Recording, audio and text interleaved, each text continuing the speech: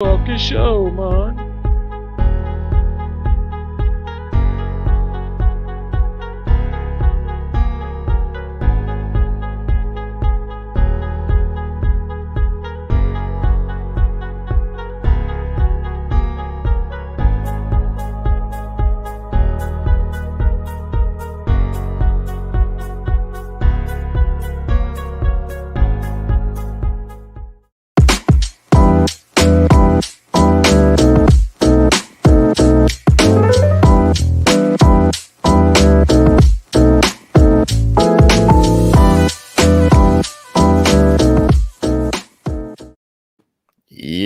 Yo. Welcome back to DC Power Hour on the sixth element of hip hop. I am your host, Reno Noir. This is my co host, Spadeonomics Comics, Stu Dog, and JJ Multiverse.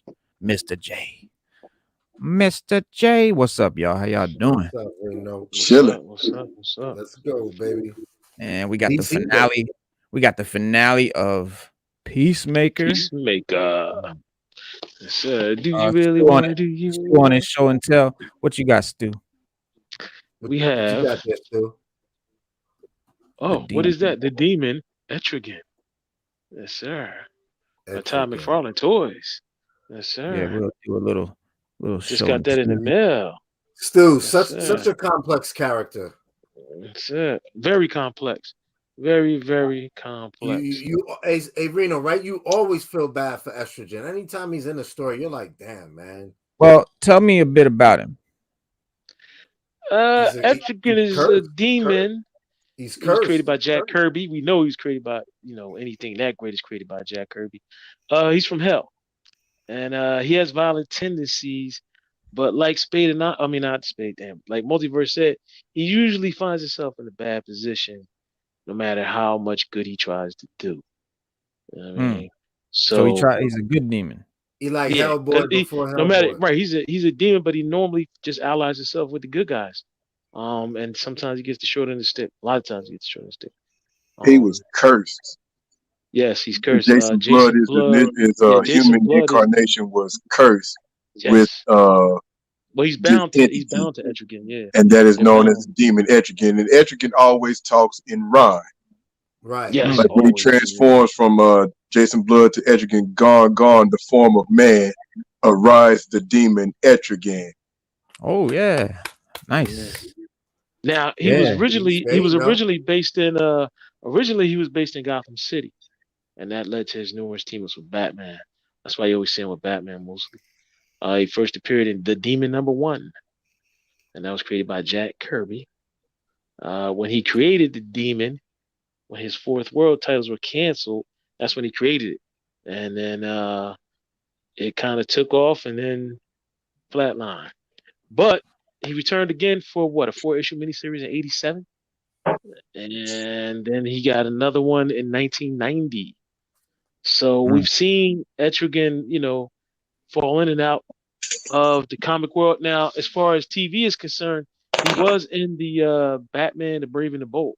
He was in a few episodes of The Brave and the Bold. Yes. And those are some of the better ones, in my opinion, that he was in. Right.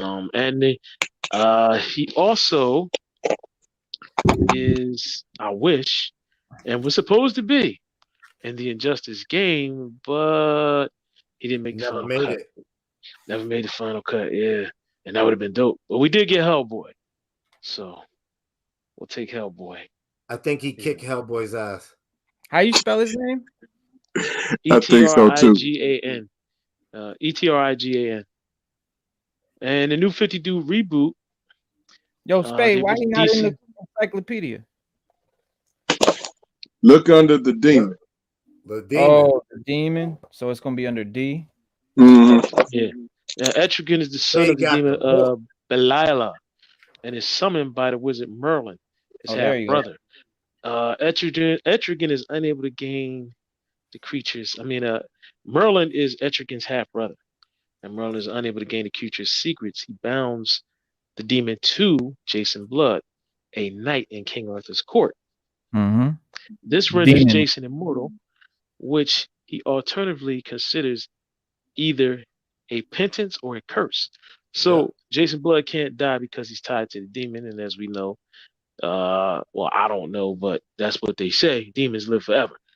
You know what I mean? So I'm just going by hearsay on that one.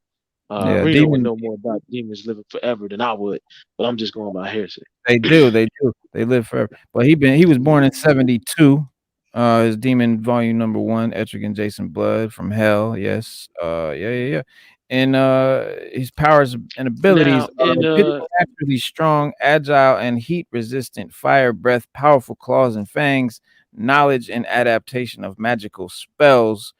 He was a lesser demon of hell who burned with rage and ambition. When he rebelled against his master Lucifer, the infernal lord allowed the magician Merlin to bind Etrigan to a human scribe named Jason Blood. When danger threatens, Jason switches to Etrigan, but is transported to hell while the demon is in control. For his part, Etrigan represents. So he's chilling in hell whenever the demon is doing his thing. And then it's vice versa. Now legend came from Camelot. Yes, that Merlin is his half brother. Now, even among demons, Etrigan is considered to be extremely powerful. He has mystically enhanced super strength, which means he can go toe to toe with Superman, Wonder Woman, and Lobo. He has a high degree of resistance as well to injury, and he can project hellfire from his body. Usually his mouth. That's where he does it from. Usually just blow fire like a dragon. Man. He's in very high command of all the magic that he summons. Not like Orko and He-Man, where he tries to make a spell and it don't turn out right. That's not Etrigan. Etrigan pull up a spell. It's coming up, baby. He's spinning it up. Jason Blood has lived so long that he's lived long enough to be a modern day citizen in Gotham City. And that's how Batman and him have hooked up over the years, or why. Now, if you go on the Jason Blood side, he's a highly skilled hand-to-hand combatant. He's a very, very great swordsman. He's adept in magic, and he's often called upon to act as an advisor or an investigator in the occult matters, sort of like Constantine. Right. He also has a limited precognition and telepathy. Jason is technically immortal. He's connected to the demon, that's why. And he has combined experience of Etrigan and himself. And since he was bonded to the demon, they both share the same strengths and weaknesses as well. Or he shares the same weaknesses as well. He has all of Etrigan's weaknesses.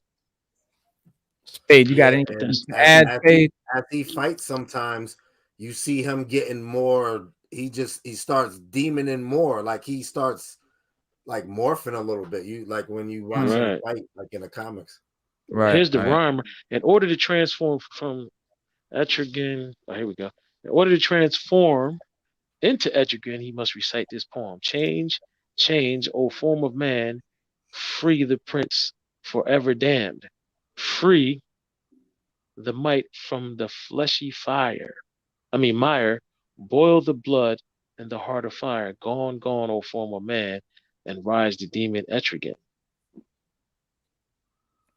I think, and then to turn back into a human. Be gone, O Etrigan, resume once more the form of man. That's the one.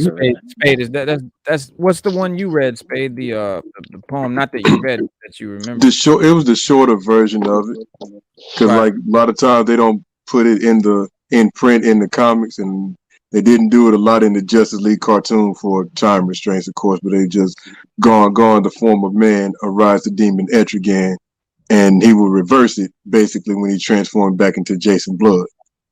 Right. Yeah, because that's a lot in the cartoon.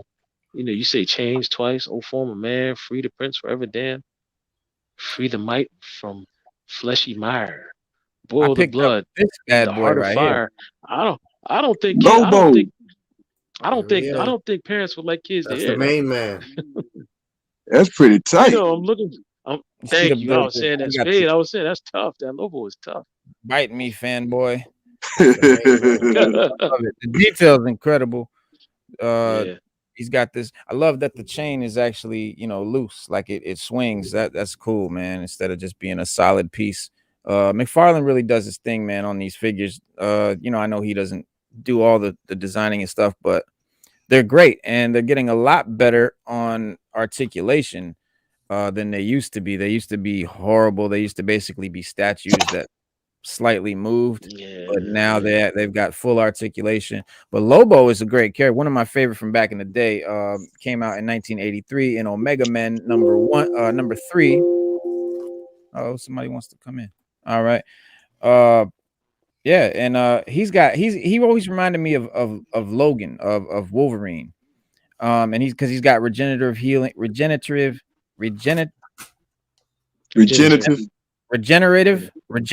Heal. Let's just say he can heal himself.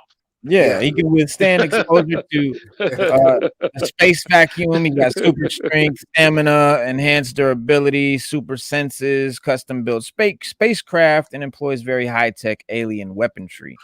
His allies, Lobo, space dolphins, the Atom. His enemies are anybody that gets in his way. He's the last survivor of the alien Zarnian race, but only because he killed the whole lot. Killed them all. He killed all of them. He killed all of them. Never forget. What'd you say, bro? Forget Lobo's a murderer. Oh yeah. They say rude, crude, and impossible to kill. Cosmos on his space bike, flying from one assignment to another with plenty of pit stops and the local alien bars along the way. He's an intergalactic biker. He was born in Zarnia after killing everyone on his planet to make himself more unique, and because they had it coming. He set out to kill other people for fun and profit. Unfortunately for anyone with a bounty on their heads, Lobo has been quite effective at achieving both. Making his brutal living all across the universe, Lobo eventually found his way to Earth, where he encountered plenty of superheroes and supervillains to clash with. It was not long before he was recruited into Amanda Waller's first prototype Suicide Squad task force. However, the team were not the success Waller had intended or anticipated. Lobo ended up locked in the most secretive high security prison in the world, the Catacombs. Meanwhile, an imposter claimed the Lobo name and title, but was eventually imprisoned and miniaturized, locked away by Larfleeze as part of his hidden horde on the planet Okra. After being freed from captivity by Maxwell Lord, Lobo fell under Lord's powerful mind-controlling powers. He was eventually released when Batman set off a bomb inside his head, completely blowing it up. In time, Lobo healed and strangely decided that he owed Batman a favor. Owed Batman a favor for helping him regain his own mind. The Dark Knight cashed in that favor very quickly, playing on Lobo's particular sense of humor and honor and recruiting him into the Justice League of America. He stayed with the team longer than he had to, but the free-spirited Lobo eventually took off towards space, looking for new, deserving bastages to frag. Yeah. Some DC cuss words right there. The Lobo cuss word right there. Yeah. But Lobo, he's dope, man. He's always been one of my favorite DC characters. That's who I play with in Injustice. Yeah, that's why I play with an Injustice a lot, man. I play with a lot. Yeah. Lobo. Always Batman and Lobo were my favorite, but we did this show because we want to talk about all these cool DC characters that are out there. I even went out and bought the DC Comics Encyclopedia. Nice.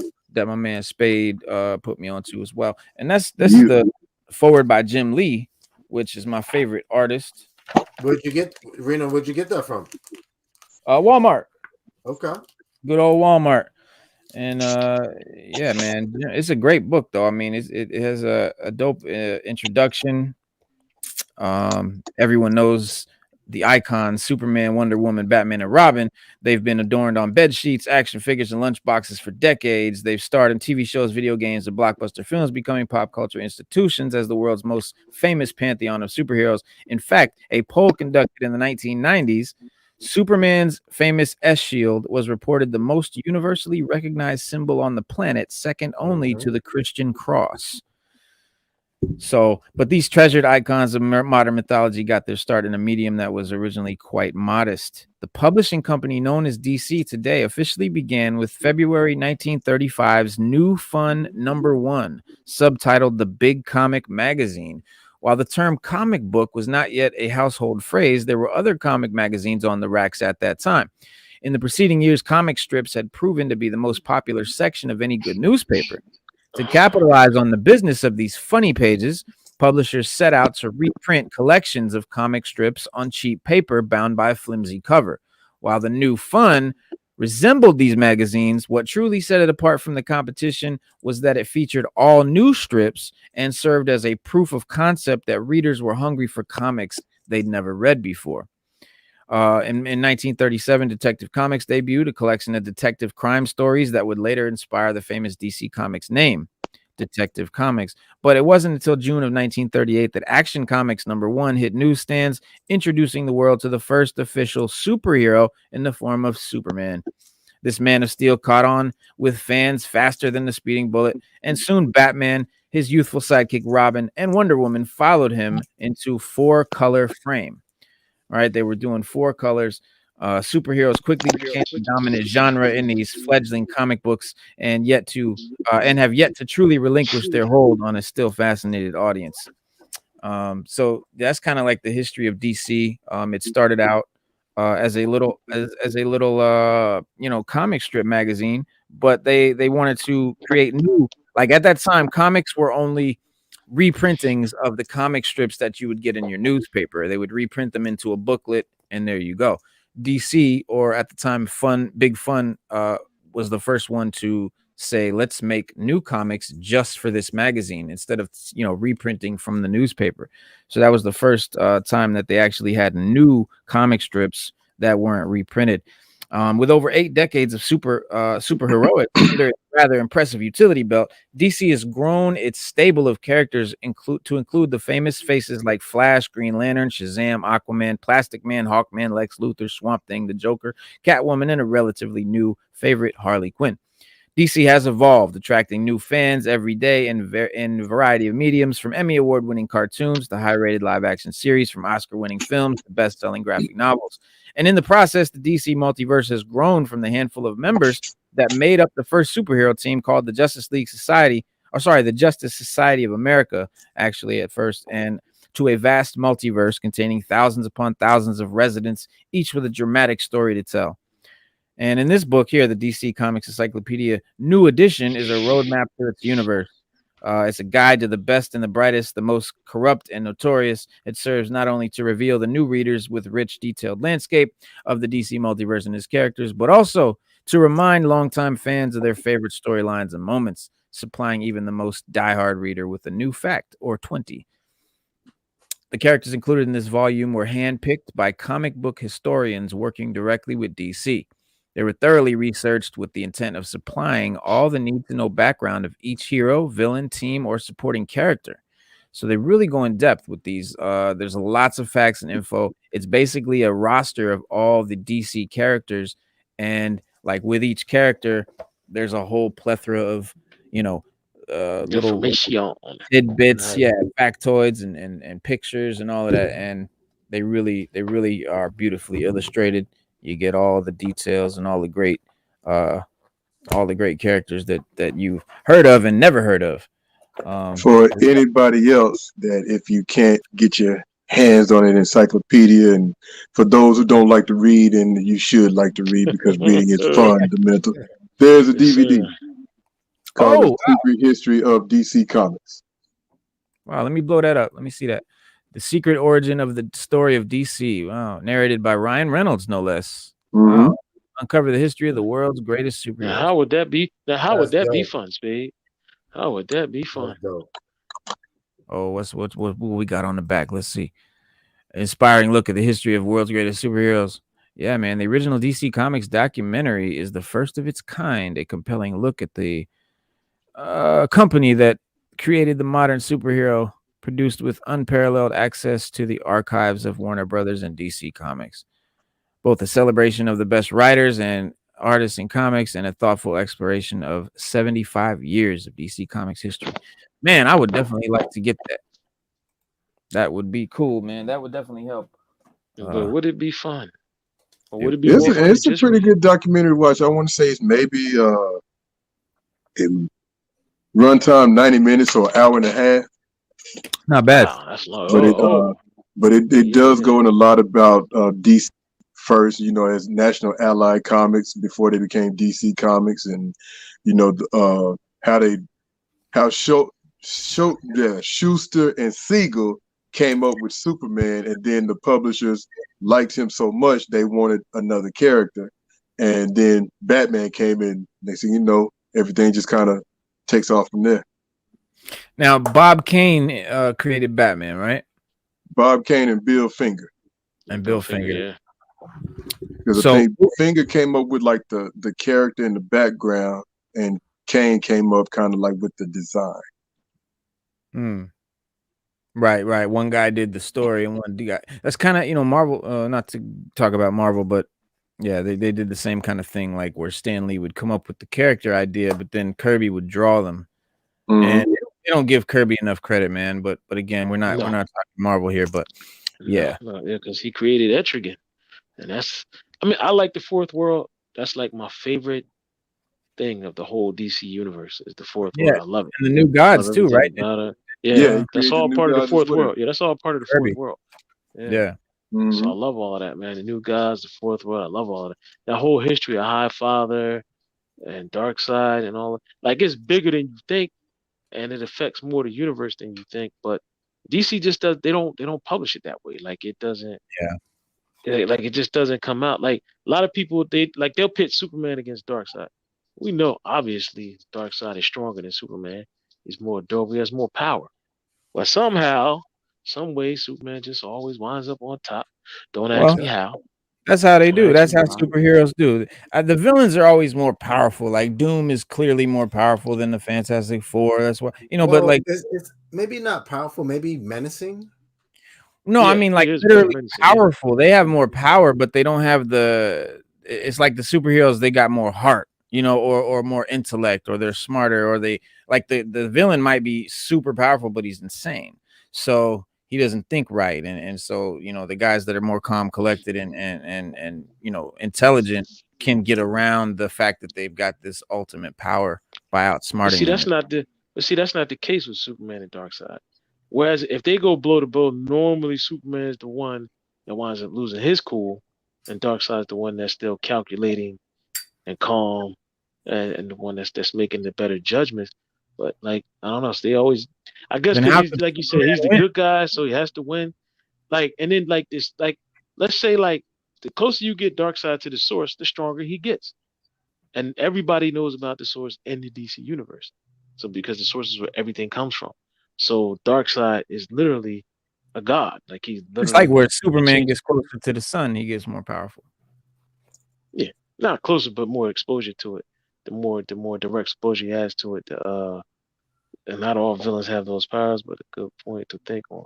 It is. I mean, yeah, some villains don't have any powers. Some villains, like Lex Luthor, are just intelligent. You know, you know, the Riddler. Riddler's a very intelligent. Yeah, Riddler's a very intelligent. Right. I would say like what Multiverse was saying, maybe more menacing or threatening. Because y'all just mentioned about villains that don't have powers, but yet they're a thorn in the hero's side. Right. And it's like Riddler is basically pretty much just as intelligent as Batman. He uses riddles to get his point across to try to confuse Batman, and Batman has to solve them. He has to solve these riddles before something catastrophic happens.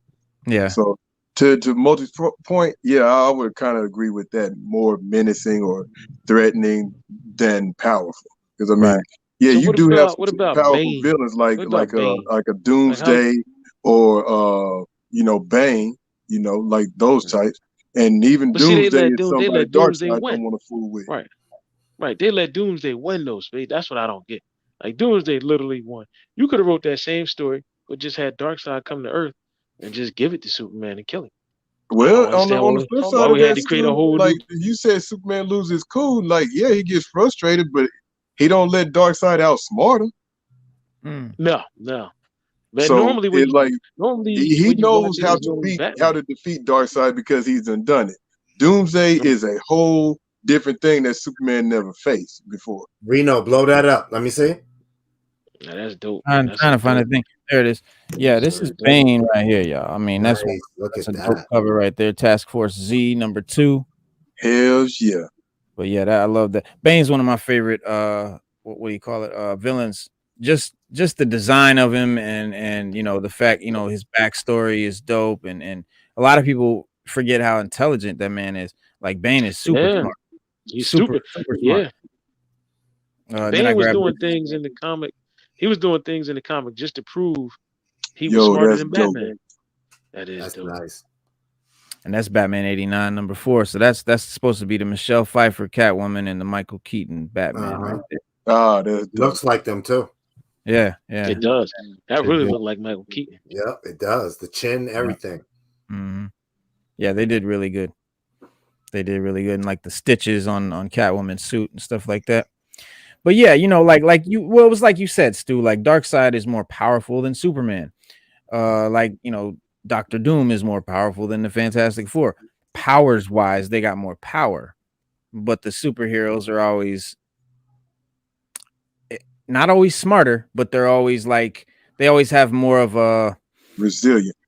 Yeah, but they have like it's like okay, so say you have like an army of paid soldiers, mercenaries, and then you've got an army of soldiers that are fighting for their home, right? These guys have more to fight for. These guys are just doing it as a job. This, you know, they might have more power, but they don't have the heart behind them. They don't have that passion behind them. You know what I mean? That gives them that reason to want to win. Like Superman wants to save the people, and you know what I mean. So they have that. I would call it indomitable spirit. Spirit. Yeah, that works. That works. I like that. Yeah, I like that. Indomitable. But so we always talk about Peacemaker on this show, the new episodes as they drop, and we have gotten down to the finale. The finale of Peacemaker finally came, and boy, what a finale was it. It was record breaking. I mean, yeah, I mean, ever since Peacemaker first appeared in January, there's been an internet group effort to figure out where it stands among other superhero TV shows and the DCEU projects in terms of quality. I certainly understand the impulse to rank these things, having just eagerly participated in our own, you know, rankings that we always do on this show. But when it comes to Peacemaker, I always thought it held up, man. Like it's always been top notch, like quality wise, film wise, like production, acting. It wasn't like one of the DC CW shows. Like it was always very good to me. And it's been so novel and enjoyable thus far that it seemed counterproductive to kind of like hold it up against things like DC Legends of Tomorrow or Doom Patrol or, you know, any of the other current former DC property. Peacemaker is dope. It's a I think breath it's of fresh air. yeah, It's and a it's breath of fresh air. You know, it's when you look at those shows the CW put out, when they came out, they were great.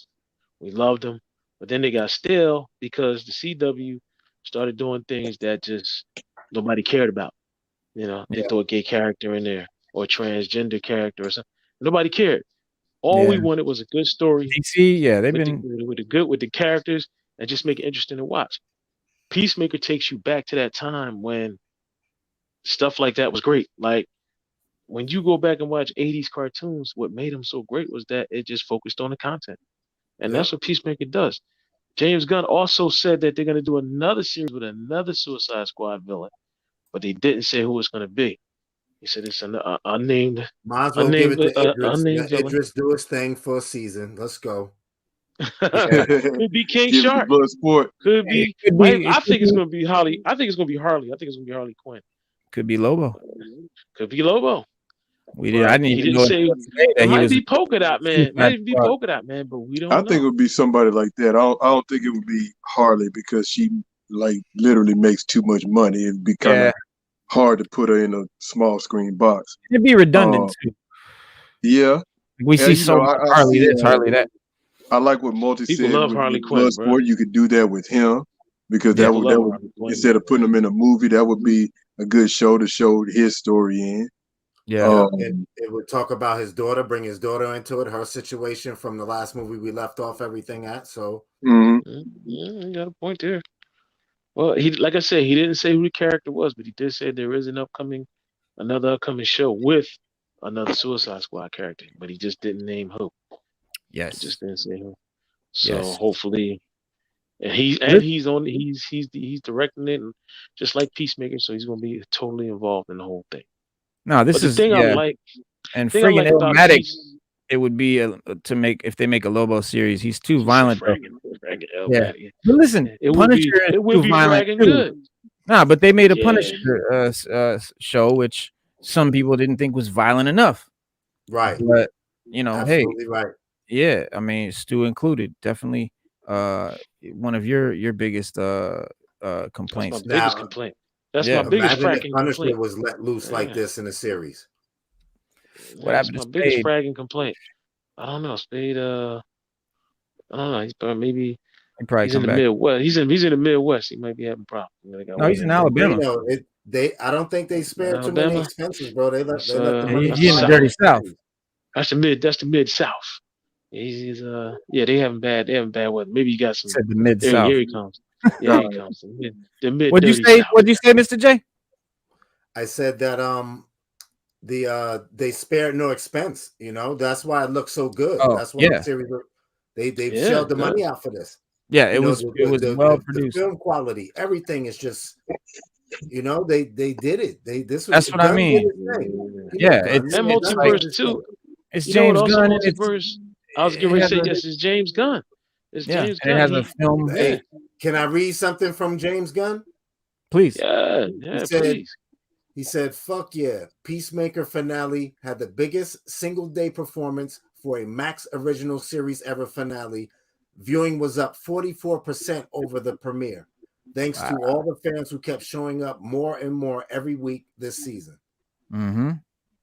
Now think about that. The numbers would have been bigger. Think about all the people that streamed it illegally. Yeah, you can add those numbers to it. Oh yeah. Think about all the people that watched it. You know what I mean? Went to somebody else's house and what? Think about it. It's even bigger than what he put it. Yeah, I mean, and it was good. Like they, it covered a full diverse crowd. You know what I mean? Like everybody had representation in this show. It was just very, very well done. And I love that they went after the white supremacists in this show. That was a dope. And I think Marvel could take a cue from this with the Punisher stuff. Just have Punisher just kill the Klan. You know what I mean? Like, that would take the thing. But again, we don't want to go too deep. But this is the platonic ideal of a superhero TV show finale. Everything is operating at the top of its game, from exhilarating action sequences to strong characterization to just a little bit of inarticulable superhero magic that makes you want to buy some action figures and smash them together. You know what I mean? But yeah, things get started off strong with the show immediately confronting the biggest issue with the previous episode. Stop dragging my heart around. Adebayo's efforts to apologize are sincere, but frequently undercut by Peacemaker and Vigilante's fart noises. Right there in the beginning, she kept trying to apologize. Yeah, they didn't want to hear it. Yeah, they didn't want to hear it. That was just too funny to be. Yeah, and that is quickly followed by another sublimely James Gunnian moment, in which the gang takes stock of which Peacemaker helmets they have left before the final battle, and the anti-gravity helmet is there immediately taken off the board because gravity activate.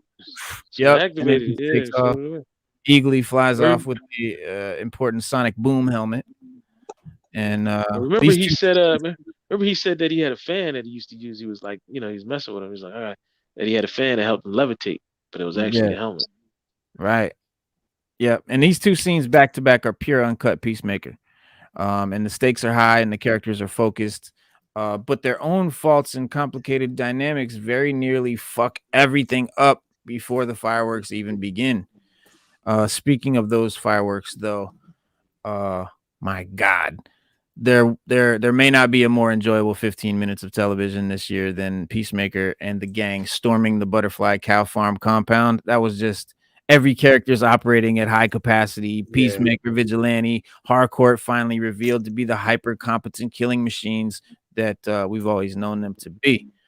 And the amount of visually phenomenal moments here is almost more than you would normally, your mind can't even comprehend. Like, it was just, they just crammed everything together. Peacemaker throws his shield and then shoots it into some guy's throat, Captain America style, Mjolnir style. Vigilante gets shot in the back and then lazily tosses a dagger behind him, which, you know, hits his target right on.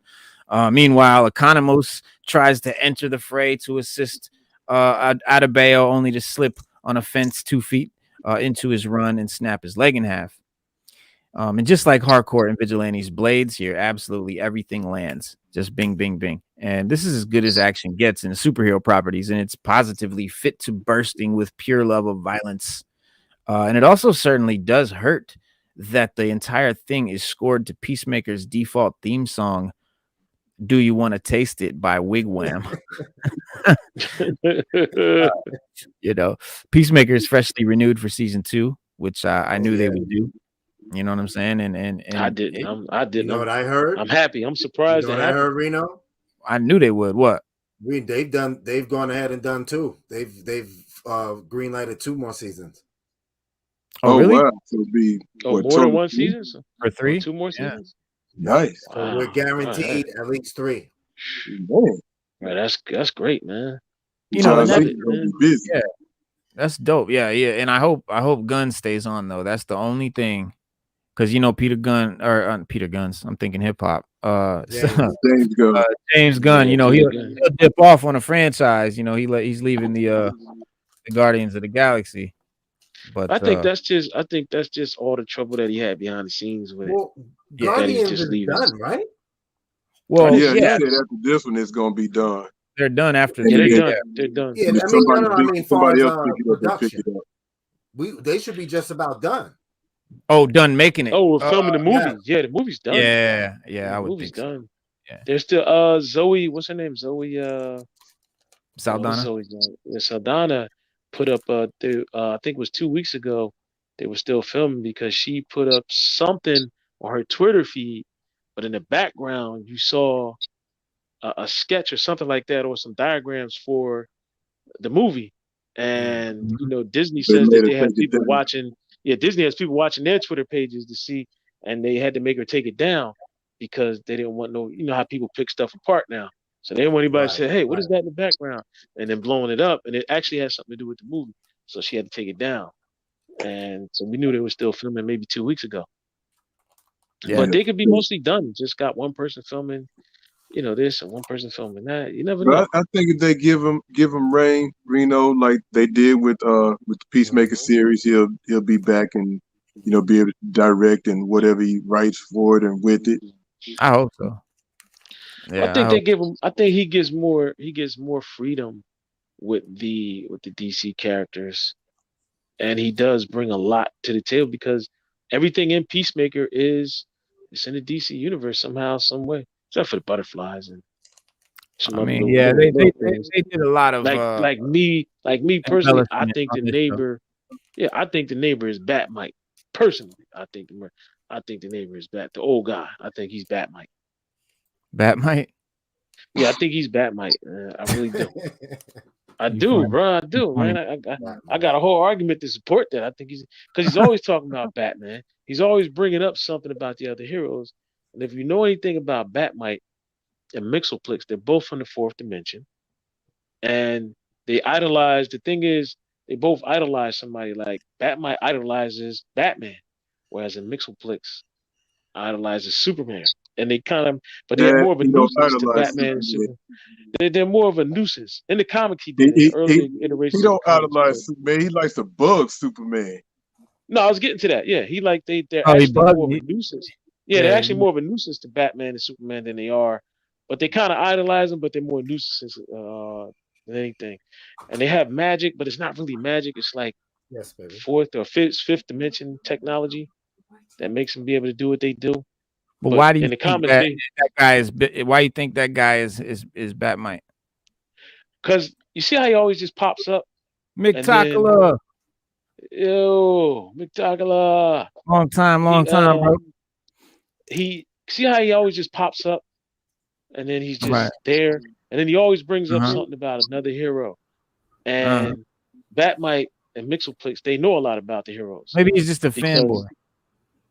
Nah, he knows too much. Like, nah, he knows too much.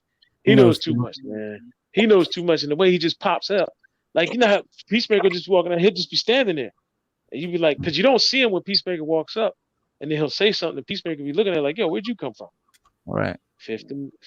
Fourth dimension. Hey, anything's possible. Anything's possible. I'm telling you, bro. I'm telling you, I think he's Batmite. I really, really do think he's Batmite. Yo, look at the cow, though. Who did you say it looked like, Stu? Silky the worm. Silky the worm. Yeah, like Silky. He does look like Silky. He's pretty rancid.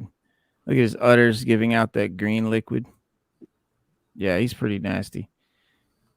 But that was a cool. I was glad. I mean, they did great. The special effects, super well executed action sequences.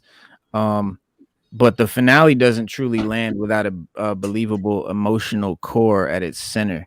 And thankfully, Peacemaker is able to pull that off as well. Many times this season, the show has lost sight of what makes Peacemaker, right? An intractable force with proto-fascist libertarian ideals of freedom, as Abedale later puts it. And his later characterization started to become more coherent last week, thanks to the flashback of his brother, his brother Keith's death. However, this week, his episode, brings it all into focus. And we initially they felt like another James Gunn monster creation, the Butterflies, right? They've been an ideal Peacemaker villain this whole time, albeit in secret. Mm-hmm. There's something perversely paternalistic about wanting peace at all costs, no matter how many people have to die to achieve it. Ideologically, Peacemaker's goals are fantastic in that they require a strong individual to kill all the world's assholes to keep up the peace. But lo and behold, it turns out the Butterflies want pretty much exactly the same thing. Like, they're here to help humanity, right? And having observed how humanity seems destined for climate failure, like cultural, political ruin, just some sort of apocalyptic, like in their home world, the Butterflies decided, that they didn't want to see the same things happen, and they wanted to set up and be the human race's like bug mommies and bug daddies. And the pre-Rick Flag Peacemaker of the Suicide Squad probably would have been easily convinced to go along with this. But this iteration of Peacemaker, he ain't with it because he has friends who would get caught in the crossfire. He's like, nah. But, is it a little corny? Sure. But sometimes corny is the way to go, especially with superheroes, and all the best laid ideological plans of mice and men have often go awry when they meet one another person. Those plans will negatively affect, you know what I mean? Like once you see that the results of this, might not be beneficial to everybody. And thanks to John Cena's incoherent charm, the show is able to pull it off perfectly. And that's not to say that Peacemaker ends this season a more cuddly superhero. A pair of unbelievable DC cameos sees to that. But having Jason Momoa's Aquaman and Ezra Miller's Flash stop by with Superman and Batman and Wonder Woman noticeably, silhouetted to confront, Arthur Curry really does fuck fish, and it is a masterstroke of fan service. Perfect cherry on the Sunday. Oh, it was great, man. Aquaman. Rito, you said that so nonchalantly. That was. I know it, right? Yeah. Now looking at the Justice League, we can't confirm that this. We can't confirm that looking at this that all of this happens after Justice League, but before Flashpoint. Yeah. Because Ezra still has on the old suit. Still has on the old suit until this movie. Yeah. So this happens after the Justice League Snyder cut. and before the Aquaman movie. I mean, the Spade, Aquaman movie and the Flash Spade, movie. Spade, what do you think about this costume? Flash's costume, Yeah, I don't like it. me neither. I'm not a fan of that one. I'm like, it's I like know a they're helmet. trying to be like pre-Flash and his early foray into becoming the Flash, since he wasn't never called the Flash in the movies. Right. But I just don't like the costume. Yeah, because he always had a very like his mask was always more like a just like a spandex thing, like a unitard. Almost. This thing like is a hood, like armor. Yeah, it's like a helmet and everything. It just seems like I don't it would still understand why they didn't streamline. do it. Yeah, I understand why they didn't do it more like the TV show. Like the TV show got it right. TV show Both was TV shows got it right. Yeah, I don't understand why guessing Hollywood since has they're to going to do. go with the Flashpoint storyline, that they tried to make it more New 52 style instead of pre-52 or Rebirth style, where or like the TV show where it's more spandex. Because in New 52, all of them, Superman, Batman, except for Wonder Woman, they had more armor instead of spandex looking costumes. Right. Yeah, and Cooks, I sent you the link for you to come in here, man. If you want to hop in, bro. But I wanted to ask you Cooks that because I know he's a big Flash fan. But yeah, I just think I think it's just Hollywood doing them trying to do something different, making it look more realistic and more down to earth. We don't want that. If Hollywood out there listening, we don't want that. Give us what we want. Give us a good looking costume, comic book accurate, make it look good. I mean, you got guys doing cosplay all the time, and they do some incredible stuff. I mean, come on, Hollywood. Use the stuff that made it. Use the stuff that made it famous. This is what made it famous. Why are you changing it? This is why it's popular. This is why you're making a movie about it. Why change it from that? And does it ever go well? Have fans ever been like, I love how they completely changed the fucking character I've known for decades? I don't think it's ever happened. Who is this? That is anybody the queen of the butterflies. Why is she still rocking with Peacemaker? Because she was never one of the bad ones. She was a good one. She was a good butterfly. She was one of the good ones. Like, because I thought, okay, well, who is this? Okay, this one tried to jump down hard. Right, that's the evil one. That was the lead one that led the bad ones that Myrn was trying to kill. Okay, it tried to hop in Harcourt's mouth. Yeah. That was the one that was in the senator. That was in the senator's mouth. I mean, in the senator's head. Remember, Peacemaker killed him and he flew out, and he caught him. Who knows what this blue streak is?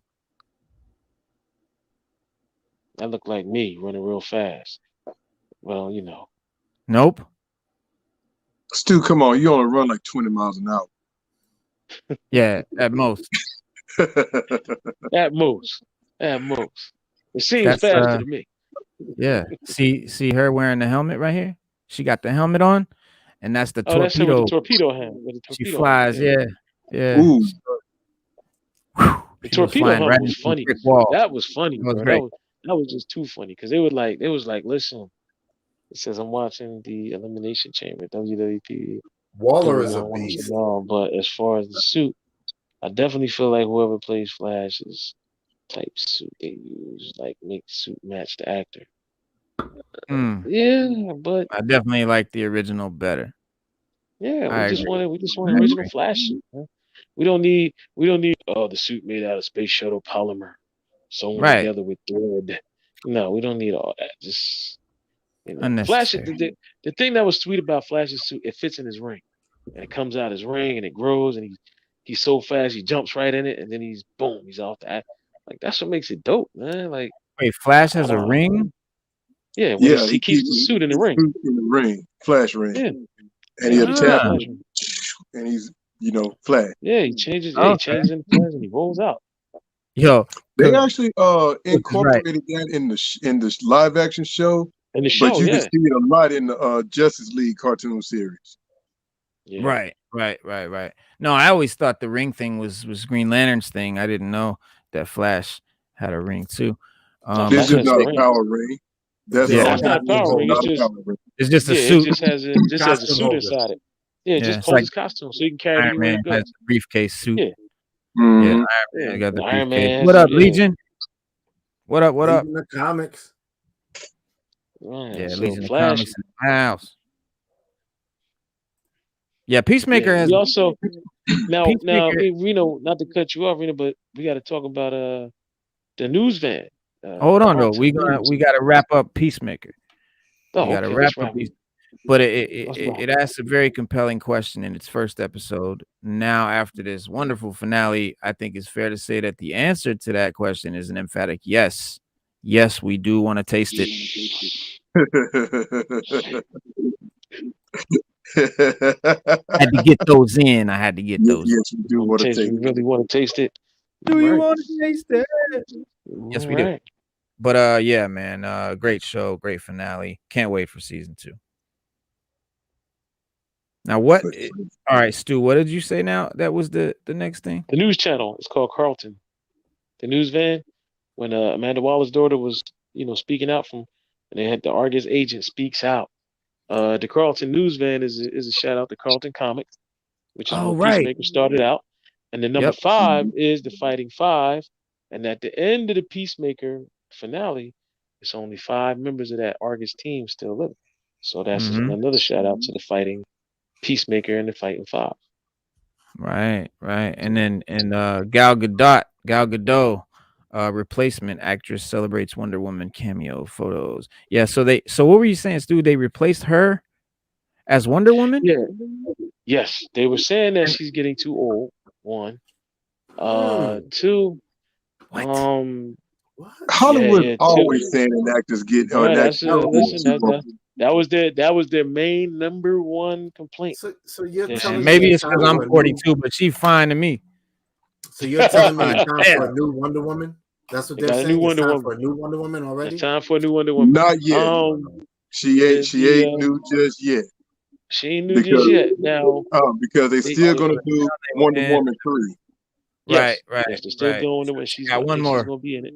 She got one more. She got one. But they're saying for the future iteration of Wonder Woman, this is it for Gal Gadot. And even she's kind of saying that she's getting a little too old to do it. They want Wonder Woman to look young. I ain't never read that. Well, she was talking about getting the breast lift and all that. You gotta have a breast. Your breast gotta be lifted to be Wonder Woman. Look, stuff the thing if she ain't got them, but she got 3 kids, so somebody doing something right. I mean, yeah, but 3 kids. Wonder Woman didn't have any kids. Wonder Woman. I ain't talking about Wonder Woman. I'm talking about Gal Gadot, the actress. Yeah. She is what Linda Carter is to our generation. She is to this generation. Yeah, but Linda Carter looked fine for like years, bro. Linda Carter still look fine, but my point being is that no matter what, she embodied this character. And I agree. And Hollywood, like I said, Hollywood's always going to say that an actor is too old because they're too caught up on young. It's just like in wrestling. Vince McMahon quit doing numbers on WrestleMania because he didn't want to admit he's getting old. Well, Hollywood don't want to admit actors are getting old, but at the same point in time, if they're working out, they diet right, they're taking care of themselves, whatever they're doing, they can still portray this character. I'm 42. Henry Cavill is like, 37, 38, and he still wants to be Superman. So it's like, how the hell is that too old? Yeah, it's different for women and for men in Hollywood. They age women now earlier. Right. In Transformers, we wanted Megan Fox, and they gave us that other chick, and everybody hated her in that other movie. They hated her in the other movie. They couldn't stand her.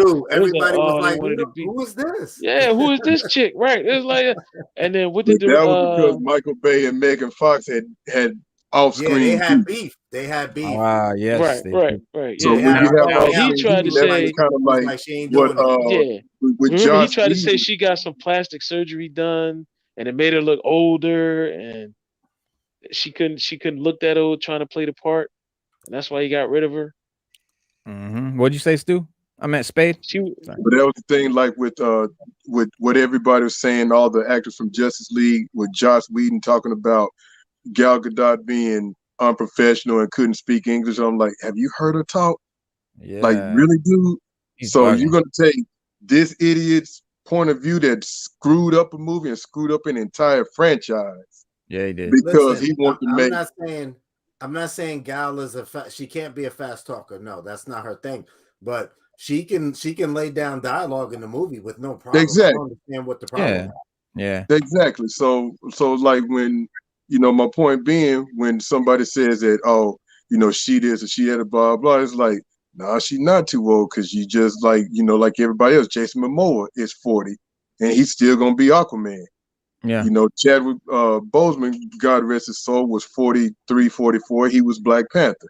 So it's like 40 is not old. It is in Hollywood time, but 40 is not old. But it's for women. For a man, 40 is not old. Yeah. But now take what you just said and give me that, and give me those same examples, but put women in those boxes. Janet Jackson had a baby at 50. So now that shit is not old. Yeah, but because in reality, she's not playing nobody. But in reality, though, no. In reality, women are not old at 40. In Hollywood, no. In Hollywood, right? Does that. Yeah, that's what I was saying. Yeah, in Hollywood, but Hollywood always want to say somebody is old at a certain point, and it's like that ain't the case. It would be different, just like I said in wrestling. Same thing as entertainment. If you gonna say, people want The Rock to wrestle at age 50, ain't Undertaker still wrestling? No, he's retired. That's my point. Or is it? Yeah, but how long ago did he retire? I mean, he was wrestling for a long time, wasn't he? Undertaker retired like 2019. Yeah, or that ain't that long 2020. ago. I'm sorry, 2020. Bro, that's so what this only 22. But that's a 30-year career though, and that's only in WWE and WWF. That ain't even talking about what he did on Indies. Right. Yeah, he been in the game. So when you get to that point where your body physically cannot do it anymore, then you're old. Right. But as long as your body can hold up, you can still do it. As far as for an actor, they're like don't want to go through the regimen and rigors of getting ready for a role, whether it's gaining weight, losing weight, or whatever, then that's fine. It's just like my body can't hold up to it. You know your body better than anybody else do.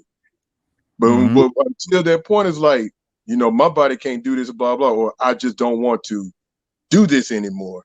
Then move on from it. But as long as she's willing and able to do it, and you keep idiots like Joss Whedon out, let her do it. Yeah. Well, I think what Legion of Comics is saying here has a great point. They're trying to find a way to bring in the Brazilian Wonder Woman, right? Yara Flor. And they wanted to do a series of Yara, and they didn't get off the ground. He said, but Wonder Woman should be Brazilian, right? Am I right? She's Amazon. Why? She should be South American. No, she's Amazonian, really. She's Amazonian, which the Amazon is where? No. From the country, Amazon is just a term. It's just a term, right? They're from an island, the rainforest area. Right. No, they're from an island. She's an Amazon, basically. Like the Greeks, got nothing to do with Brazil. Right. Yeah, the Greeks have it. The Greeks have a. So if you go through Greek mythology, there's a race. If you go through Greek mythology, there is a race of women.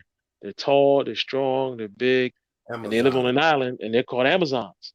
Yeah. And that was their name, and that's where they get the Wonder Woman mythology from.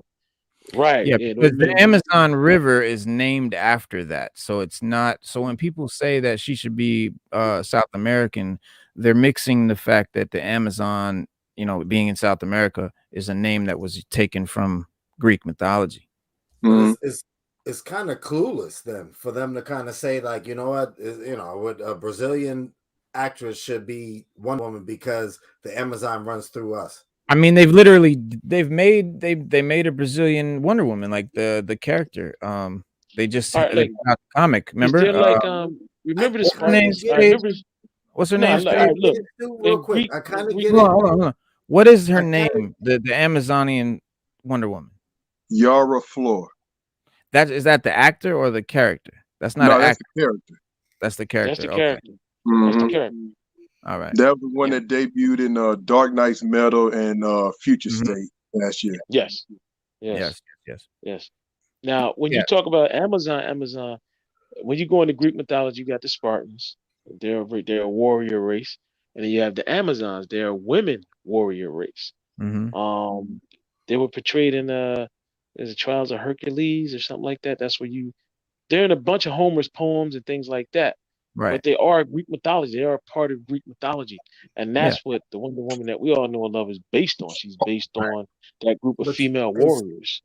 Hey Stu, when you take a look, every time we've been taken to Themyscira, you see that there are different shades, colors, all types of Yes. Amazons. Yeah. You know what I Yeah. mean? Yeah. And It wasn't just you they know what I weren't mean? just tall So white women. I kind of get it, Reno. Them saying, Brazilian, whatever, because there are many Amazons, and who knows how many adventures that these different Wonder Women have gone on.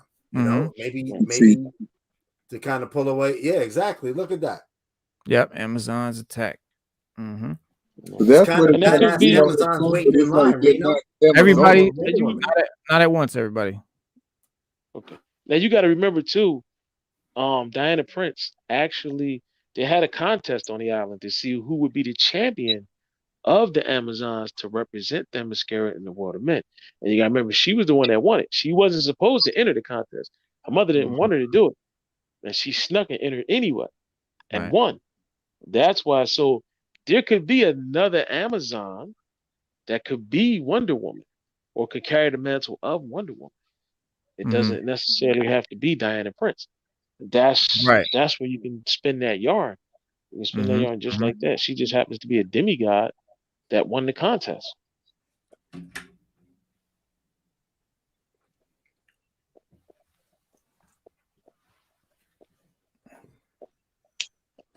But I do think for the movie purposes and the big screen purposes, I think that Hollywood wants to do something other than Diana Prince. I read an article a few weeks ago that they were saying how they think that Batman, Superman, and Wonder Woman, aka Diana Prince, they're dead. Like they're like a dead subject, and we need to move on to other DC heroes and their iterations and put them on a big screen.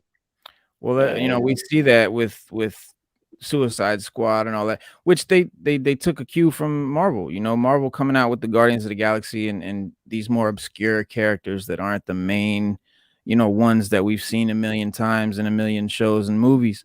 And it was a huge success. Guardians was like the biggest thing they ever did.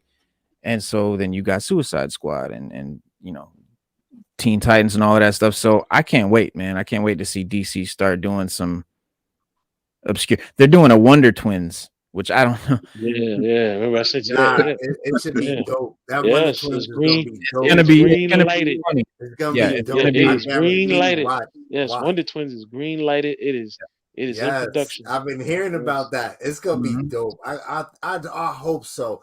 You know why? Because they were silly, but they were some of my favorite characters, man.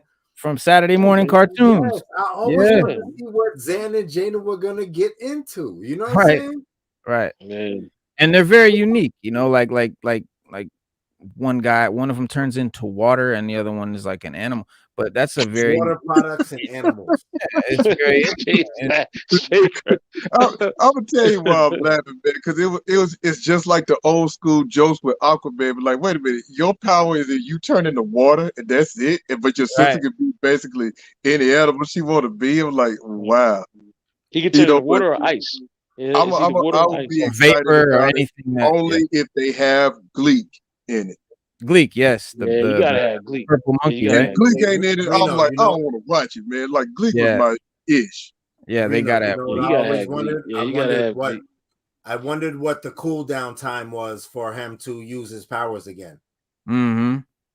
The water if I turned into a massive ice wall, right? Like, like, come on, let's get into the plane. Like, all right, wait a second, hold up. Hold on, let me if you notice on the cartoon, they normally would try to combine their powers together that one enhance the other. Like she would turn into a ram, and he would turn into like a ice bowling alley, and she would run real fast and slide down the joint, and I don't know. It was always something. Like he turned into an ice glider. And they were in an episode. They were in an episode of was it Superman and Lois or was it Smallville? Smallville. And I think he turned into like a cloud vapor. Mm-hmm. Because they were like what the Blur's biggest fans, and they were inspired, but they kept messing everything up. Right, and he was trying to save Lois, and she's hanging from a bar off the edge of a building, and he can't save her because all the news and everything at the bottom would see that he had powers. So she was like, just let me die because you can't let them know who you are. And I'm thinking, come on, fuck them. I ain't gonna let her die. Like, exactly. But they're aliens. This is right when that happened, mist, a big cloud of mist came and covered the people down at in the on the street, and it made them block. They couldn't see him, and then he grabbed her up and stuff. So that was dope, and they were all excited, like you said, Spade, to be able to help Superman. They were like, yo, that's him. That's really him. Like they were big fanboys, but yeah, they're aliens. They're from another whatever. Yeah, they got pointy ears like Vulcans and everything. Where I have two lizards named Zan and Jaina. Yeah, this is Zartan. This is Zartan, the chameleon. Zan and Jaina. You named your lizards after the Wonder Twins. That's dope. The Wonder Twins. You know why? Because they both was in the pool and they were drowning. I came out to smoke. And I'm like, yo, look at the lizard. So they was dying. I took them out. I pumped on one of them a little bit because he wasn't moving. He bounced back, and I saved them, put them in the tank, and they've been chilling ever since. Oh man, Wonder Twins. That's dope. DC pickups. I just picked up, as we're live. I just picked up 3 slabs of DC. 9.8, 9.4, 9.6 on whatnot. So yeah, I got some. That's off the chain. Nice, and I want a 9.6 slab signed by Jim Lee. Can you see it? Whatnot, man. Let's go. Whatnot. Baby. Yeah, Whatnot. Y'all been putting in work. Y'all been putting in work, huh? No, listen. I bought a $10 spot on a raffle, and won listen to this, Stu. Listen. A 9.6 slabbed up Jim Lee signed X-Men number 10, one of my favorite X-Men covers. And I won that shit. One raffle spot. That's the second raffle I won just with one spot, buying one spot. How'd you find out you won? So I'm live on Instagram last night selling comics, and Multi pops in my chat and he's like, yo, you just won a slab. And I'm like, what? He's like, yeah, right now you just won. I say, you lying. Stu, he couldn't believe it, Stu. Yeah. Hey, I would have, bro. I might have dropped everything I was doing. Like, what? He did. I did. I shut down the live. I was like, all right, y'all, I'll be back. It was nice talking to y'all. Give me a second. I'll be back. He shut it down. He did, because I was on Amber's whatnot. When she finished, I went to look for Reno, and you wasn't there. I was like, dang, where'd he go that quick? Yep. I was right up in Shag. Shout out to my man Shag's Comics and Toys. Shag's Comics and Toys. Word up. Yeah, he hooked it up. And I went right over to his live, and he gave away so much stuff, bro. Like, so many people won stuff, and he was giving away all kinds of dope stuff, man. Go check him out on Instagram. I have never won a raffle in my life. Get your ass on Instagram. You win some shit. Tell him. Don't tell him. Spade, don't tell him. Watch this. Spade, check this out. I went to a beef. It was a beef and beer bowl one time, and they had a raffle. And we were bowling, and they had beef and beer, and they had a raffle. Everybody in the group that came with me won something out of the raffle, and I did.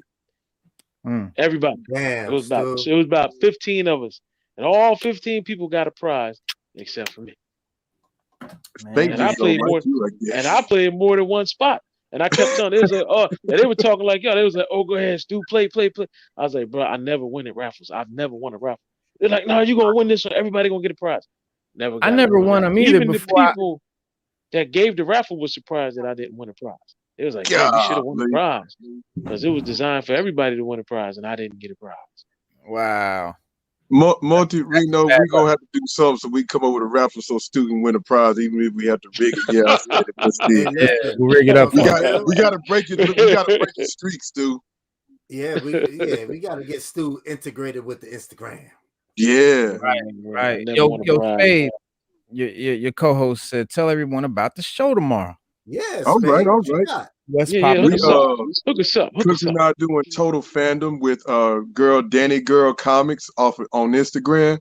Y'all check her out, man. She has a lot of slabs, and she's good at kind of telling what great a book would be. She submits a lot to CGC, and she gets them come back. She does unboxings on YouTube, and she even has a selling page on her Instagram as well. So y'all check that out tomorrow to be 6:15 Central Standard Time. So whatever your local time around 6:15 Planet.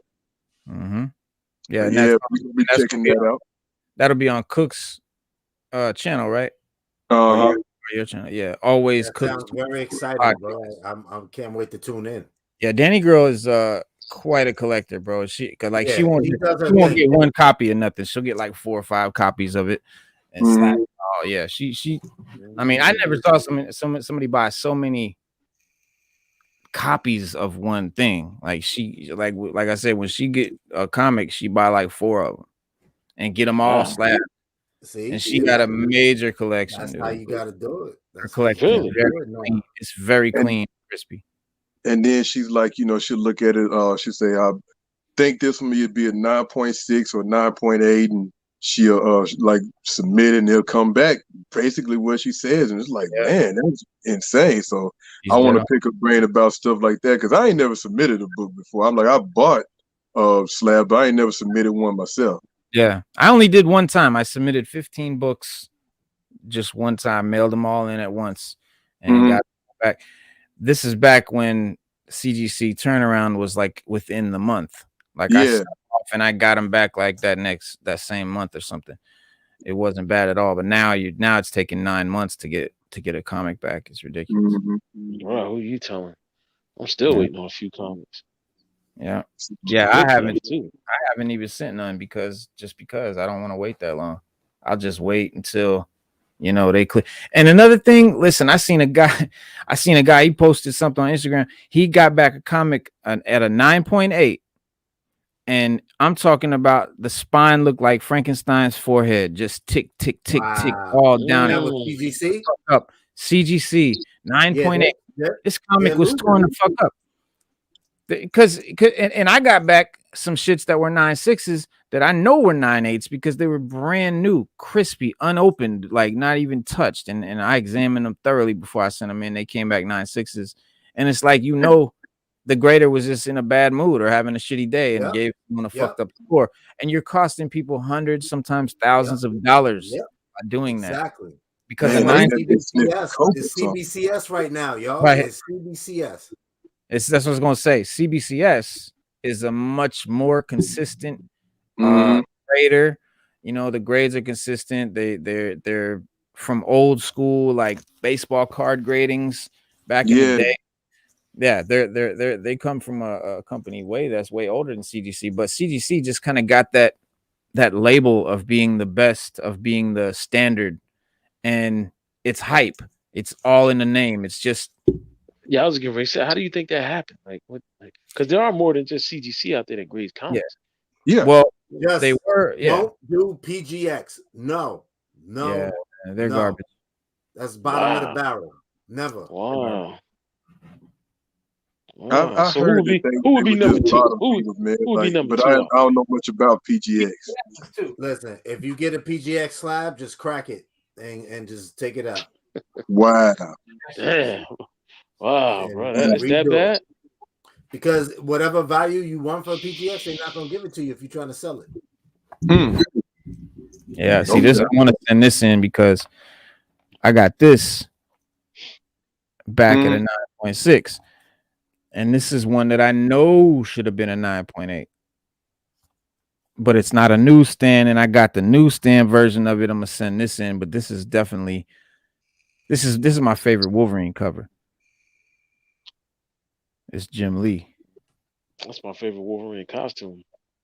Oh yeah, brown and yellow. Me too. Yeah, brown and yellow joint. Yeah. The only thing I don't like about it is that it's got the underwear on the outside, kind of thing. They redid it. They redid it for the. That's how we got down back in those days. Yeah, they have underwear on top of your stuff. Underwear on the outside. That's where you. You want one outside. Exactly. Yeah, that's how we got down. Strong man style. Yeah, let everybody know you're strong. This how they made it. That's the old one, and this is the new one. You see how they did that? They don't have the drawers on no more. Yeah. They changed it. The pants are different. but it's still But got the brown and yellow. I like the old one. I like the old one with the drawers on the outside. I like the old ones. Boots. You like the drawers on the outside. I like the drawers on the outside. Look, big ass, big Gucci I belt. always had a question. Yeah. Whenever a superhero wore their draw, sorry about that, my mom called. Whenever a superhero wore their drawers on the outside, it's like, do you wear underwear underneath the drawers? That's the question. That's a good question. That's a good question. Cause Suit wore his joints out. He still wear them out, don't he? Yeah. He's still wearing one on the other side. That dude. Yeah. Angelo. Yeah, CBCS. That's what I recommend to anybody.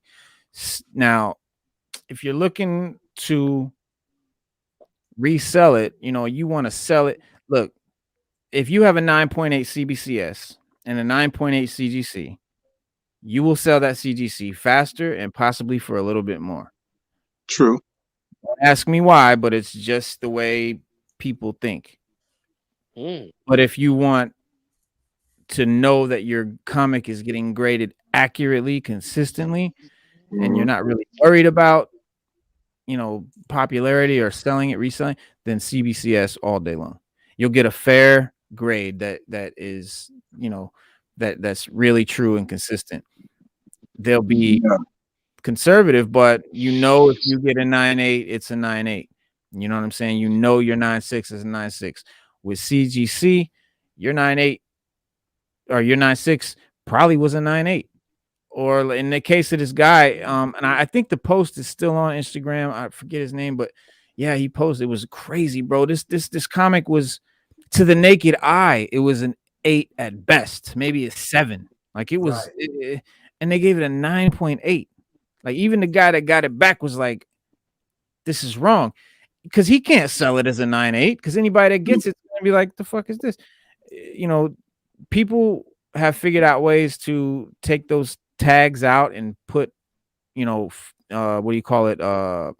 Forge them and make it change the numbers and all of that, and it can be done. I guess it's really hard to do, but that's what I think that's what anybody would think if you gave them that. They're gonna think it's fake because it's ridiculous.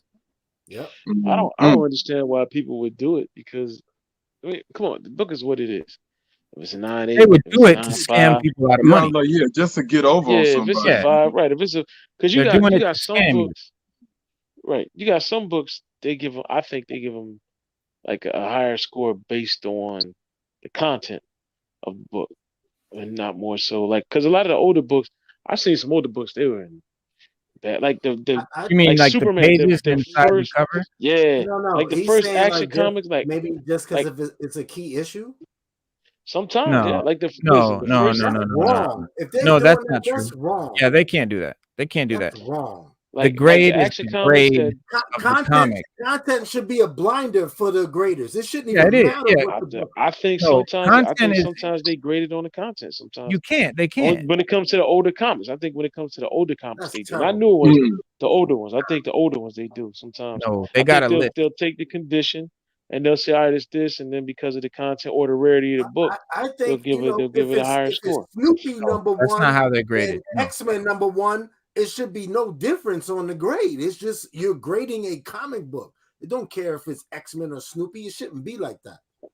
Right. I think so sometimes, because some of the stuff I've seen, I'll be like, huh? Like, wow. Like the first Superman comic, Action Comics number 1, Superman's first appearance. The one I saw that was worth $1 million, it looked like it was in a fire, bro. Like, for real. Yeah. Like the cover was has nothing to do with the grade. I was like, damn, who bought this? But see, I was like, yo, who spent $1 million like you said on earlier, this? man, that's a rare comic book because you can't just go anywhere and find Action Comics number 1 anymore. So that's gonna make. We found some, like, people have surfaced with those comics in way better condition. I'm not saying that, but it's like I know a guy like my ex-wife, when she and I were married, her boss bought an Action Comics number 1. He paid $12 million for it. I don't know the condition of the book, but it's like that's what he wanted. But it's like they're gonna grade based on the look of the book, not the content, the look and condition of the book and the rarity. They'll never look at the content, because you could have a first appearance of somebody or a third appearance of somebody, and if that first appearance is all ratted and raggedy spine ticks and stuff, you're going to get a lower grade than the third appearance. And not the content, but the age. Like, yeah, like if you're looking at a comic from the 1930s, it might to your eye seem like not as good a grade, but they might give it a higher grade than if the comic came out in 2020, because this comic is that old, and for it to be in this condition, it never even looked that good to begin with, is what I'm saying. So to your eye, you might be like, oh, well, they gave this a higher grade because it's older, but that's not true. It's just because the way comics were put together back then, they're never going to be as clean and good and crispy as the new ones are. But I've held an Amazing Fantasy 15, and it was a 7.0. So, somebody really preserved and kept that book, where I've seen an Amazing Fantasy 15 before where you can barely make out the image of Spider-Man on the cover. Right. No, and I seen the Action Comics #1, the Superman first. Mm-hmm. They had one page out of that comic for $500, and it wasn't a page with ads on it. Yeah. It wasn't even fucking Yeah. $500 for a fucking torn page out of that book. So yeah, that was on the news feed a few weeks ago. I saw that. Oh, really? Mm-hmm. No, I saw this in it's like 2019 or 2018. I was looking through one of these websites, I think Comic Realm or something like that, and I was just comparing, looking at price, and yeah, it was like Action Comics #1 page whatever, and it was like $500, sold for $500. Just for that's crazy, man. Just for page. That's they don't give a damn. The older the books are, like, they kind of consider it like battle scars, So like when you get them and they're still that's together, what I think. But they look a little weathered, they kind of like that shit. Yeah, I think that too, Multiverse. I'm not even gonna lie. That's what I mean, I could be wrong, but I'm just saying, like, in my eyes, sometimes I just think that, I don't know, they throw a whole lot of factors in there when it comes to the grade, instead of just the condition, like grading it on a condition. I think they just throw other stuff in there. I could be wrong. I don't know. That's just how I feel. But at the same time, depending on the collector and who you are, people will pay for what they want. Like $500 for a page, there's somebody out there that'll pay that. Because they want a piece of that comic. They want a piece of that first Superman comic. And Angelo Bolano said, didn't Jay-Z invest or bought CGC? He's a stockholder in a company called, I think it's called Black Star, or it's Black something, and they invested in CGC.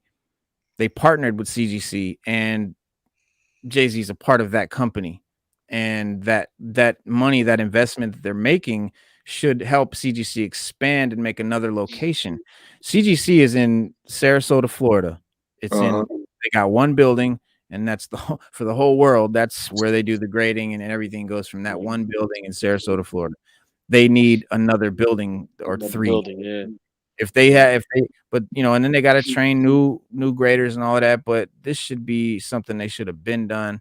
But comic book grading, comic books period, was never that big of a business until the pandemic and the quarantine, and people started getting heavy into collecting all kinds of stuff. People had extra money to blow, and people had time on their hands. And they were online. It exploded huge, and that's when CGC started getting inundated with books. Like, people would grade anything. Like, they would just, any book, like any garbage crap book, they would send it in to get slabbed. It's like, come on, like they need to weed that shit out. So, if you send Reno, then you have people sending in stuff like video games, baseball. Oh yeah, they grade all kinds of G.I. Joe action figures. Like, people sending all kind of stuff, man. I was like, yo, I would have never thought of that. I would have never thought to send in a video game that I bought. That was that's something new. They started grading those. Yeah, you can get graded video games. Like I would like to have like an original Zelda Nintendo game in the package. That would be dope. I saw one of them shits going for like $4,000. It's true. It's true, bro. It all depends on who's willing to pay for it, man.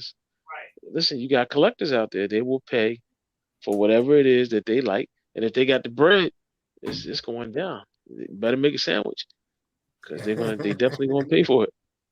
It's So funny, man, because it's like that's what I tell people when they ask me, like, well, how much is this book worth? Blah blah. I'm like, a book is only worth what you're willing to pay for it. What a collector is willing to yep. pay. If you're willing to pay $5-10 for a book, then it's worth $5 or $10 to you. If you're willing to pay $500 to $1,000, then it's $500 to $1,000 to you. Whatever you're willing to pay for is what it's worth.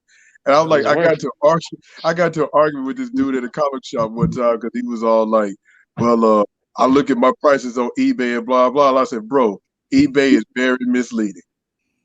And he was like, Yeah. what do you mean? And I told him the exact thing. I said, if you price this book for $1 and you put bid on it, and somebody bid $1, and I come and bid $5, how is it worth $5 now? That's just what I'm willing to pay for it. Pay for it. Right. And he kept Isn't that on what? going on. Because on eBay, you got to go to you got to look up the sold prices and see what that book actually sold for. Because you could, they could post this book and charge $1,000, and in the same book, someone could charge $8. But you check the sold listing and see it's consistently selling for $20. That's what it's. Hang on, guys. I'll be right back. You guys chop it up. All right. Remember, Amanda told us that. She was like, it's whatever we set the prices. Like you might have some guy come in there and the seller say, well, I want 1,000 for it. Now the three of us, we might not think it's worth 1,000. We might say, well, it's worth money, but it ain't worth 1,000. But then you got that one jerk out there be like, I want it that bad. I'll give you 1,000 for it. Now the book sold for 1,000. Now everybody else is gonna start posting theirs for 1,000 too. But we might not necessarily want to pay 1,000. Know it's not worth 1,000. Right. Thank you. And that's where eBay messes up the game, bro. They really just messed the game up with that, man. And people always like, and Multi, I'm sure you hear this too, man. People always talk about some, what speculators are killing the comic industry and blah blah. And it's like, no, it's like people jacking up the price.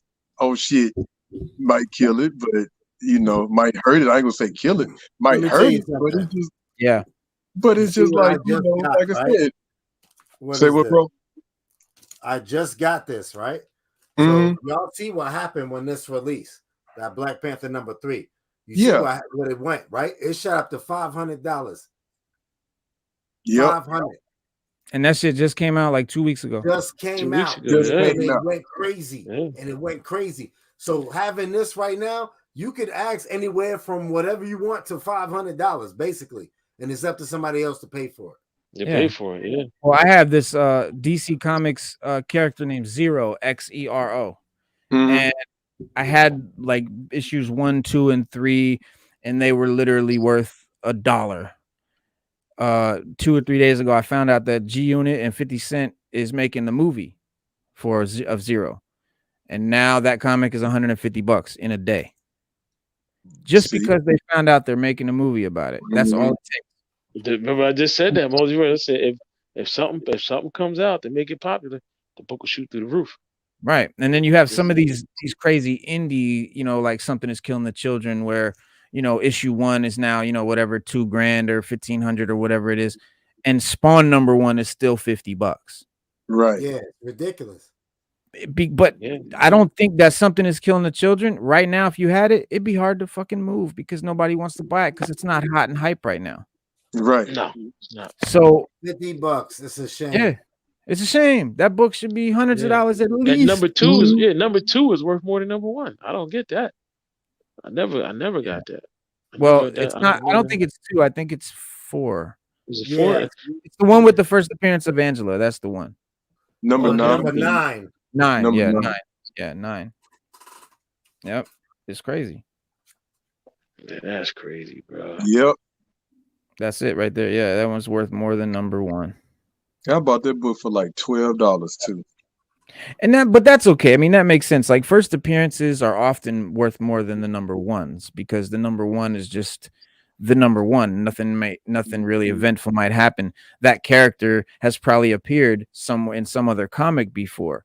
So like the first appearance of Wolverine is, $20,000, whereas Wolverine #1 is like whatever, $500. Because it's all about where that character first appeared. Yeah, because Black Panther #3 is the first appearance. Yep. Yeah, it's the first appearance. But for it to shoot up that fast, that soon, I could see maybe a few weeks from now, but from the grip, man, that's crazy, bro. yeah, automatically. That's all it take. Hold on.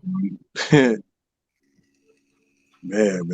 And the cover too. The cover too. I think the cover you got, Multi, is I think that's the most popular cover. The She-Hulk or what? The Black Panther #3. Oh yeah. Yeah, that's why my LCS dude, he was holding it. He said, I got something for you. I've been holding it. I'm like, let me see it. He's like, you know what this is? I'm like, yeah, I've been hearing about it. I seen it skyrocket. He said skyrocketed. It went to $500 the night it came out. I'm like, what? Listen, if you want one, people out there watching, just buy the second printing and go for broke. It's gonna still be worth. I mean, if you want the comic, yeah. If you just buy the second print. Listen, and that's another thing. Second prints, third prints, fourth printings sometimes are worth more than the first printing. But first printing, if they made less, like a first printing, they might have made 50,000 copies, whereas the second print they only made 2,000. So in the future, down the line, that second printing is going to be worth way more than the first printing. Way more first printing, yeah. And the cover might be better on the second printing. The second printing, the cover might be better. It might have a better cover. Down the long run. I've seen that happen too. Yeah, I mean, but it always boils down to the amount that were printed. Yeah. It can be the ugliest fucking comic in the world, but if they only printed a couple of them, that's where they get the value. My man John Jang was on our show a few weeks back, and he told us that I think it's right here. He has a comic, the cover that he did right here. This Last Ronin #2. That's a John Jang cover. Now he said it was a limited comic to begin with, like they only printed like 500 of them. Oh yeah, that's right. Others got damaged. But he said like half of the printings got damaged, so people don't even know there's way less than they even think are out there. So this one is super rare.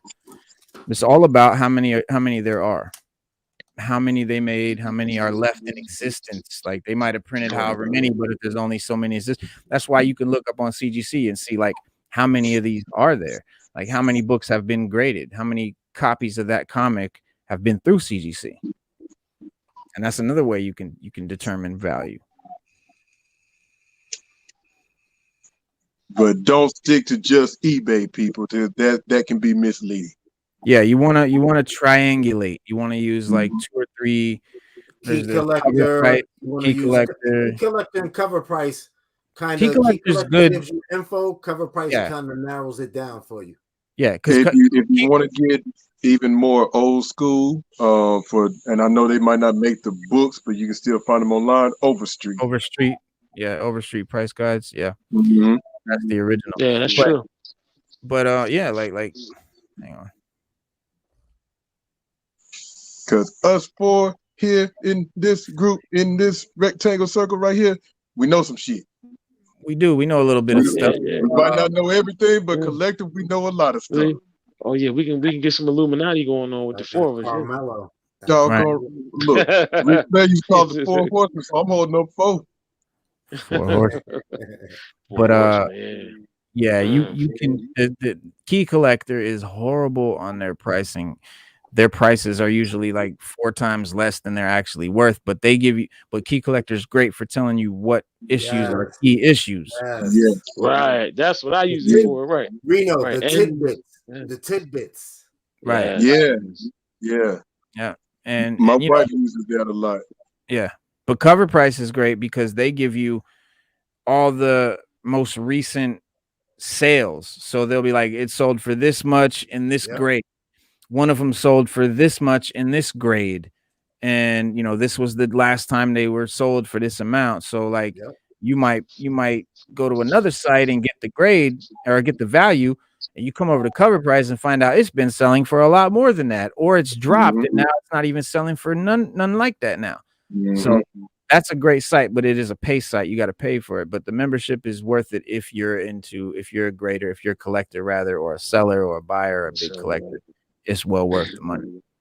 That's true. But yeah, but if for a free way to price your comics, a great, easy, simple way for a novice, just go to eBay, put in the comic. You'll see all the prices that it's selling for. But over on the left, scroll way down, and you can click the arrow to filter it sold, and it'll give you all the sold prices for this is what it has sold for. Yep. Because on eBay, what it's selling for, like Spade said, is very misleading because that's just what somebody wants for it. They probably aren't going to get that if they're overpriced. But when you look at the sold listings, you'll see what it's been selling for. And then you still got to average it out. You might, because I've seen a book sell for $100 and some, and then somebody got it for $20. You know what I mean? Like, so you got to average it. You got to average it. You got to find a middle.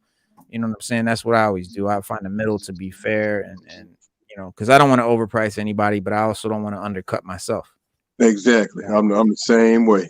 Yep. Exactly. You got to be careful. Yeah. Where are we at?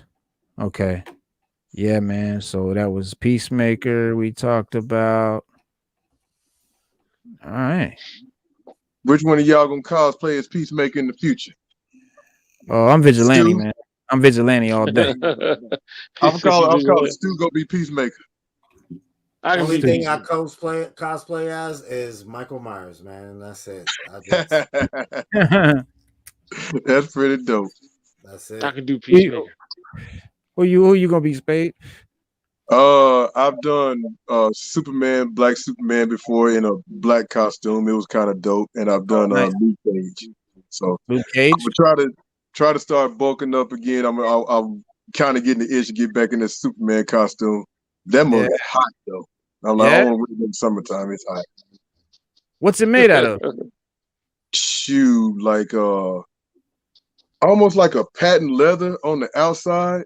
Ooh. And I forgot what it is on the inside, but it like zips up. Like I'll put it on Instagram and let y'all see it sometime too.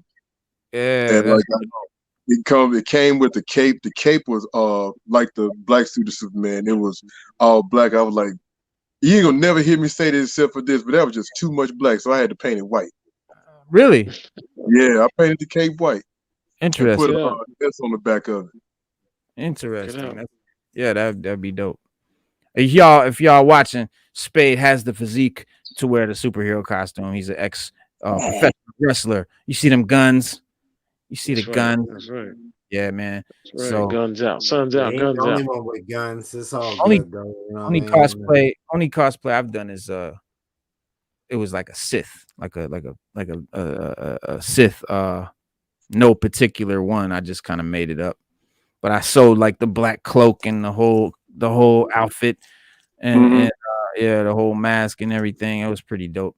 Me and my son went to the con and shit. That was dope. But you gonna laugh at this one, man. I actually my very first cosplay, I tried to cosplay as Hush, and so I couldn't find out. Like, we got some bandages to wrap around, and the bandages kept falling. Yeah. So I'm like, what am I gonna do? Like, so my buddy got a helmet and he wrapped it up, and I still having a trench coat and everything, like Hush got. And this kid walks by, like, "Oh, what kind of stormtrooper are you?" Yeah. Just killed the whole mood of his cosplay. I'm the one. Dude, it was just like, those trench coat wearing stormtroopers. I'm the stormtrooper that don't care. Man. So right hook. Like, yeah. Next time I do a cosplay, give it a lot more thought. Yeah. Or practicality. Yeah. That's the thing with what I do on Halloween, I sit in the chair, big inviting bowl of candy right next to me, and I'm Michael Myers in the overalls and the boots and the little knife, and I look like a dummy. You sit there like a dummy and walk shit. up on that porch. Oh man! And they try to get the candy, and I just jump. And I've seen over the years, I've seen kids piss themselves. I've seen the trickle. They pee on the porch. I've seen the pig pee on the porch. Being so scared. Yeah, I would pay money to see that. Just grab their hand when it goes in the bowl. All I do is jump. I just jump, move. Yeah, you all you gotta do is move. They like this. They like this, Spade. They watching me as they put their hand in, and then to actually see him move, they just freak. They probably like, what? Like, what is this? I bet you be under that mask rolling laugh. I be trying to hold it in, man. Because I'm like, man, to be a fly on the wall. So, like I said, I would pay money to see that. Yeah. Michael Myers don't laugh. And this year, I got the new mask, so it's gonna be a nice from the new movie. The new movie mask. So it's all burnt up and scarred up. Yeah, I had one of the original. I had the William Shatner, the original William Shatner mold. Because the first Michael Myers was William Shatner. Yeah, that's gross. Look at it. Yeah, that's oh man. Oh, you scared the shit out of some kids with that. Michael has come home. Michael. Oh man. Definitely scared the hell out of some kids with that. Oh yeah, it's somebody out there that's going, and it's the crazy. They all know who Michael Myers is. Mm-hmm. So it's like, it's like now they do. Yeah, it's to see it and see him coming after you. It's scary for someone. We need a comic, man. Lobo versus Michael Myers. I was just thinking that. Did you ever see the fan made Michael Myers versus Jason Voorhees? No, I haven't yet. Oh, they went at it, and basically to synopsis it, they went at it. He brutally hurt Michael, gutted him up, stabbed him, left him. Whoa. Mikey got up, went after him again, and Jason turned around. He cut off Mikey's hand, left her for dead. Mikey got up again. Yeah. And it's supposed to be a part 2. Mikey's following him down the trail with one hand and a knife. So yeah, as long as he can hold that knife. As long as he can check that out. But they don't die, man. Them dudes don't die. No, you can spit on them, you can kick them, throw them in the trash compactor, whatever you gotta do. Blast them into space, they can keep coming back. Yeah. Spray them with Raid and keep coming back. You see the fire departments across the country tried to boycott the movie. Really? Oh, you haven't seen it? I didn't know that. No. That first 10 minutes? I've seen the movie, but I didn't know that the fire department tried to boycott. I've seen the movie. Sucks to be a firefighter that first 10 minutes of that movie. Yeah, because he runs them through, boy. What happened in it? I saw the movie, but what? Well, it picks up from the first movie. From the first Halloween. I ain't see it. I ain't see it, but I do gotta go. I gotta fight crime, so I gotta go. It's about 8:30. I love you, fellas. But love you too, bro. Yeah, but I don't want to know. All right. We'll wait till you leave. Yeah, let me see it first. We'll wait till you leave. But it was good. Man, I gotta sign off, man. It was all right, brother. Good show, man. Spoiler alert, and that's all I'm saying. Yeah, I'll catch you guys later. Be safe. Be safe, man. Be safe, bro. All right. One. What if Punisher was after Freddy, Michael, and Jason? Punisher would be dead. Yeah. If he got caught, he'd be in trouble. Yeah, because Punisher is just a dude with a lot of guns. That's why I said Lobo versus one of them, because we talked about especially on DC, Lobo's regenerative powers. Yep, he's unkillable. And I'm like that would be a heck of a fight. I would have to, because they just regular. You put like Jason X on Lobo. Yeah. I have to do Jason X. That would make more sense. Jason X. Yeah, because he's got the space thing going on, and Lobo's a space biker. Yeah. I hated that movie though, but yeah. That was horrible. You love that movie? You loved it. It was like one of just kind of like these killers, right? These killers, like the 2 dopest kill scenes ever is Jason X for Jason, when he take that chick and he put her in the cryo and then take her out and then smash her cryo face into nothing.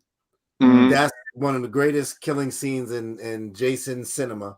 And Michael Myers, Halloween 6, when he used the doctor's head as a force ram to push down iron bar doors, bro. It's like it was like I was like, yo, this is what I'm talking about.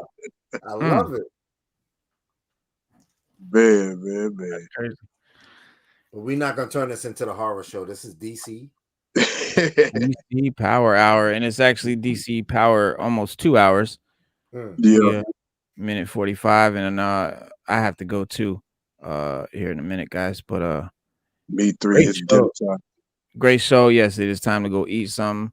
But it was great having you back, Spade, and we hope to see you back next Saturday as well. Same Monday time, same bat channel. Same bat channels, yes, sir. And guys, Monday, our friend Grap Lover, who is Pete Rock's younger brother, Pete Rock, the famous hip hop producer, his daughter has a YouTube channel that they talk about comic books and comic book shows and stuff like that, as she does, called Sata, SATA, Sata's channel. So she's gonna be on talking about their channel and stuff like that. So don't miss that. Monday 6:30 p.m. and then Wednesday we're back for indie comics and hip hop, and then Saturday back for DC Power again. So if you guys are in the chat right now, please leave a comment too, because that always helps us out. Hit that like button, and if you're new to this channel and this is the first time you ever seen one of our videos, subscribe and comment and hit that like, and we'll see y'all Monday at 6:30. Peace out. Peace.